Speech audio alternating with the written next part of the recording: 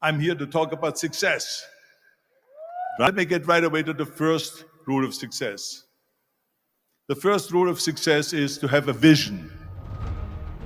You see, if you don't have a vision of where you go, and if you don't have a goal where you go, you drift around and you never end up anywhere. It's like you can have the best ship in the world, you can have the best airplane in the world. If the pilot or the captain doesn't know where to go, it would just drift around. It will not end up anywhere, or most likely in the wrong place. So I was very fortunate that I stumbled on my vision. I mean, as you know, I was born in 1947 in Austria after the Second World War. And I didn't really like Austria when I grew up. I couldn't wait to get out of there. I couldn't see myself becoming a farmer or a worker in a factory or anything like that, even though my parents wanted me to stay there and have a normal life. My father wanted me to become a police officer like he was. My mother wanted me just to stay there and marry a girl with the name of Heidi, hopefully, and have a bunch of kids and run around like the Van Trapp family in The Sound of Music. But that was their vision, not mine. My vision was totally different. I felt that I was born for something special, for something unique, for something big. So I was searching. Then one day I went to school. I remember I was 11 years old, and they showed a documentary about America.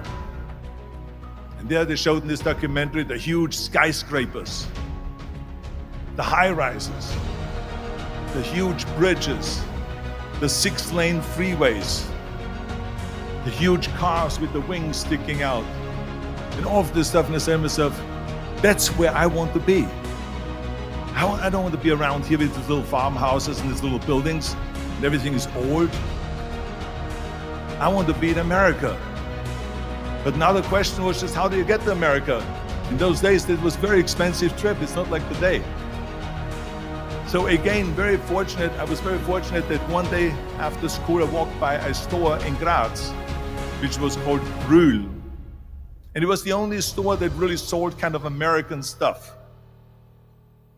So one day, they had jeans there, American jeans.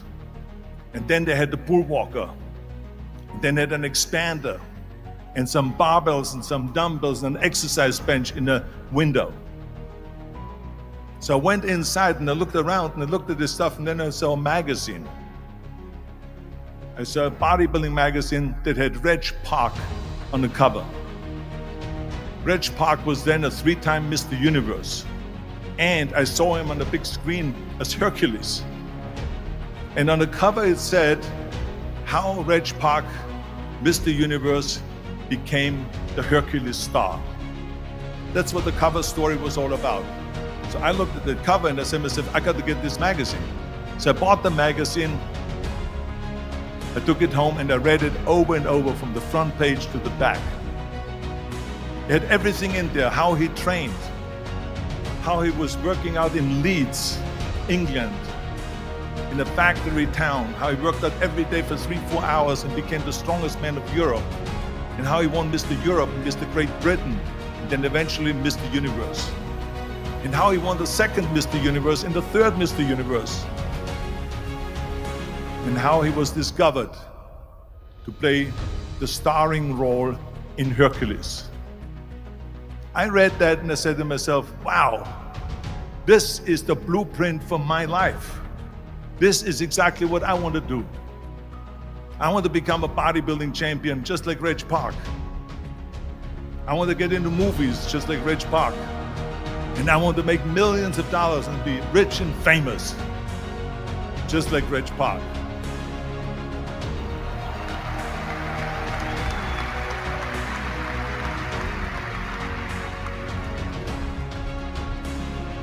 Do you know how great it felt that I knew where I was going? Imagine the majority of people don't know where they're going. I knew where I was going, that I'm going to become this bodybuilding champion just like him. So it was just a question of how do you do it?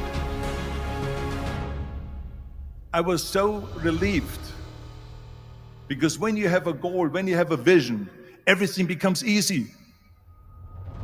Because remember that in America, for instance, when you study, you will see the percentage of people that like their jobs. 74% hate their job in America. Now, there is not much different when you come to Europe. The majority of people don't like what they're doing because they're really not doing it because they didn't have a goal and they followed this goal. They just aimlessly drift around, and then all of a sudden there's a job opening, so they get that job because you have to work. But then when you work, it's a chore. It's work. It's not fun.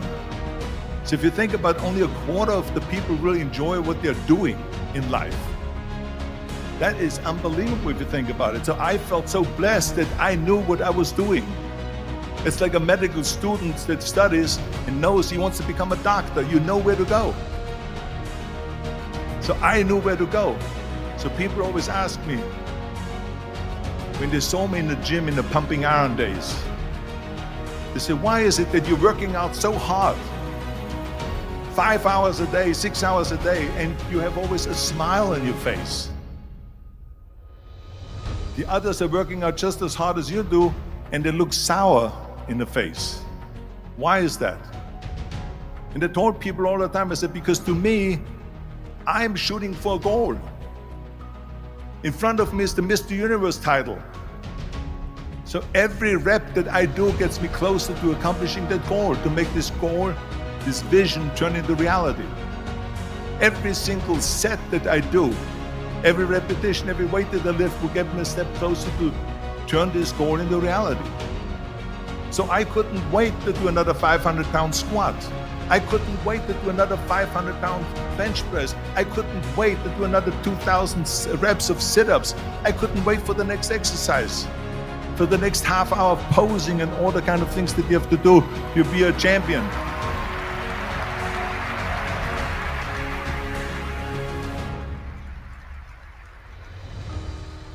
I felt so great knowing where I was going, and I tell you, it worked. I mean, think about it. And I was just not visualizing just my exercise, but I was really lifting the trophy over my head. That's what I was thinking about. And with the age of 20, I went to London and I won the Mr. Universe contest as the youngest Mr. Universe ever. And it was because I had a goal.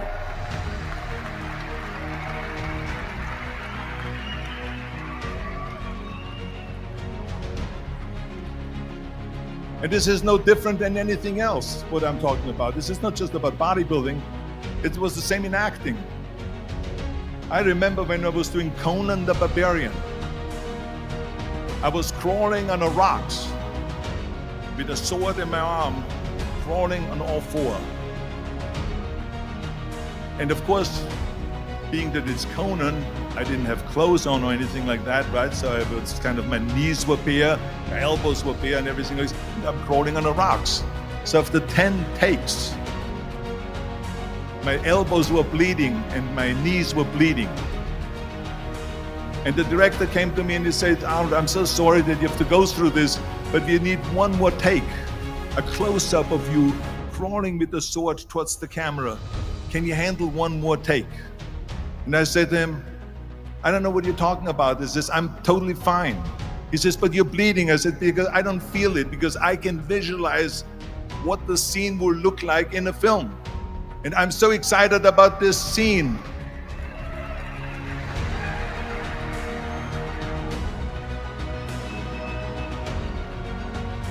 I was visualizing crawling up behind Thulsa Doom, which was played by James Earl Jones. Crawling up behind Thulsa Doom with the sword slowly, and then rising up behind him and whack, cutting his head off. And the head spins in the air, slowly with blood all over the place, and slowly falls down the steps and rolls down the steps. And his body slowly falls sideways. That was what I was visualizing, and that was very important because he, in the movie, killed my parents, killed Conan's parents. And that was revenge. And he always said that flesh is stronger than steel. And I wanted to prove to him that no, steel is stronger than flesh. And so I had this in my mind. And so this is why it didn't matter if I had to do another 50 takes or 100 takes, no matter how much I bleed on my elbows or my knees. I saw that vision of the perfect scene, and it was an important scene, and I would do it over and over again until we got it.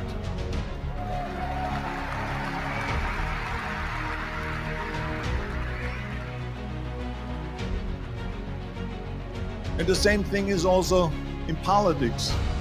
I remember that in politics, I had a very clear vision that I will be the leader of California. This is as far as I could go because I was not born in America, so I could not run for president. So being the governor of the fifth largest state, I should say the largest state, the fifth largest economy in the world, was for me really the ultimate title, the ultimate accomplishment in politics. So even though people came up to me and says, why don't you go and run for something smaller, you're never gonna make it. I ran for governor, and then 2 months later I became governor of the state of California. Again, because I had a very clear vision what I'm gonna do with California. So let me tell you something, visualizing your goal and going after it makes it fun. You got to have a purpose no matter what you do in life. You got to have a purpose. So that's rule number one, have a vision.